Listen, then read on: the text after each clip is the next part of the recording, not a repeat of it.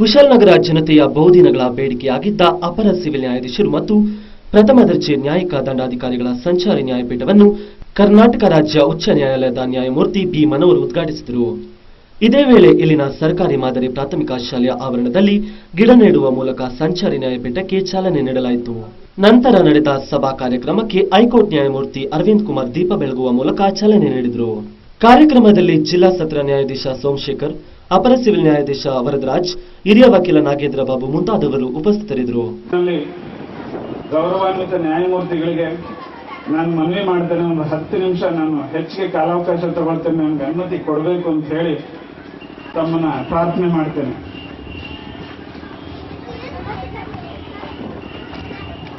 ನ್ಯಾಯದೇವತೆ ಮತ್ತು ಧರ್ಮದೇವತೆ ತನ್ನ 2ನೇ ರಾಣಿಯಾಗಿ ವಿವರಿಸಿದ ಕಟ್ಟಿದ ನಾಡಾದ ಕುಶಾಲನಗರವು ಇತಿಹಾಸವೆಂದಾದರೆ ಪುರಾಣ ಕಾಲದಲ್ಲಿ ರಾಮ ಮೆಟ್ಟಿದ ನೆಲವೂ ಸಹ ನಗರವಾಗಿರುತ್ತದೆ.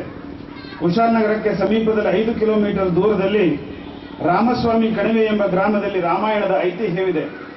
ಇಂತಹ ಐತಿಹಾಸಿಕ ಪುರಾಣ ಪ್ರಸಿದ್ಧ ಕುಶಾಲನಗರಕ್ಕೆ ಕುಶಾಲನಗರ ಎಂದು ಹೆಸರನ್ನು ಹೈದರಾಲಿಯು ಕೊಡಗನ್ನು ಆಕ್ರಮಣ ಮಾಡುವ ಸಂದರ್ಭಕ್ಕೆ ಟಿಪ್ಪು ಸುಲ್ತಾನನು ಹುಟ್ಟಿದ ಸುದ್ದಿಯನ್ನು ಕೇಳಿ ಇದು ಖುಷಿ ತಂದ ನಗರ ಎಂದು ಇದು ಕುಶಾಲನಗರ ಎಂದು ಹೆಸರಿಸಿದಂತೆ ಜನರಿಗೆ ಅತಿ ಶೀಘ್ರವಾಗಿ ಅತಿ ಕಡಿಮೆ ಖರ್ಚಿನಲ್ಲಿ ನ್ಯಾಯವನ್ನು ಒದಗಿಸುವ ದೃಷ್ಟಿಯಿಂದ ಈ ಜನರ ಬೇಡಿಕೆಯನ್ನು ಇಂದು ಈಡೇರಿಸಿದ್ದೇವೆ.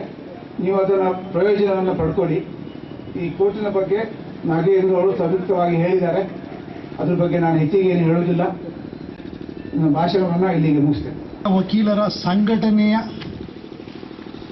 ಮುಂಚೂಣಿಯಲ್ಲಿ ಇರತಕ್ಕಂತಹ ಶ್ರೀ ನಾಗೇಂದ್ರ ಅವರು ಅವರ ಪ್ರಾಸ್ತಾವಿಕ ನುಡಿಯಲ್ಲಿ ತಮಗೆ ಸಂಪೂರ್ಣ ಚಿತ್ರವನ್ನು ತಮ್ಮ ಮುಂದಿಟ್ಟಿದ್ದಾರೆ. ಅವರು ಪ್ರಾಸ್ತಾವಿಕ ನುಡಿಯಲ್ಲಿ ಹೇಳಿದಾಗೆ 4 ಅಂಶಗಳು, ಅಂದರೆ ಯಾರ್ಯಾರು ಶೇರಿಂಗ್ ದಿ ಸ್ಪಾಯಿಲ್ ಅಂತ ಹೇಳ್ತಾರೆ, ಕಾಲ್ ಭಾಗನ ನಮ್ಮ ಮೇಲೆ ಹೊರಿಸಿದ್ದಾರೆ. ನ್ಯಾಯಾಧೀಶರು ನೀವೇನಾದ್ರು ತಪ್ಪಾದ್ರೆ ನಿಮ್ಮ ಮೇಲೆ ಇರ್ತಾರೆ. ಸುದ್ದಿ ಸಂಗಮಕ್ಕಾಗಿ ಎಚ್ ಎಂ ರಘು, ಕುಶಾಲನಗರ.